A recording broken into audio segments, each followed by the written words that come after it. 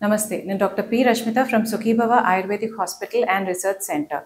ఫిస్టులాతోని చాలామంది బాధపడతారు. దాని సింప్టమ్స్ ఎలా ఉంటాయి అంటే, మనకి మోషన్‌కెళ్ళే మార్గంలో చిన్న హోల్ లాగా కనిపించడం కానివ్వండి, లేదంటే యానల్ రీజియన్ చుట్టూరా ఒక కురుపులాగా అనిపించడం కానివ్వండి. చాలామంది ఏమనుకుంటారంటే, వేడికి ఒక సెగ్గడ్డలాగా ఫార్మ్ అయింది అని అనుకుంటారు. బట్ అది కరెక్ట్‌గా ఎగ్జామిన్ చేస్తే ఫిస్టులా అని డయాగ్నోస్ అవుతుందండి.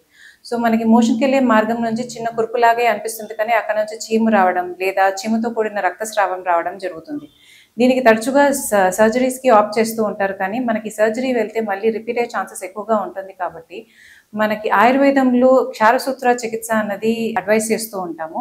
సో, ఈ క్షారసూత్ర ట్రీట్మెంట్‌లో ఆల్కలైన్ కోటెడ్ మెడికేటెడ్ ప్రాపర్టీస్ ద్వారా ఒక థ్రెడ్ అన్నది ప్లేస్ చేయడం జరుగుతుంది. సో, దీని ద్వారా మనకి మళ్ళీ రిపీట్ అయ్యే ఛాన్సెస్ అన్నది 0% ఉంటుందండి.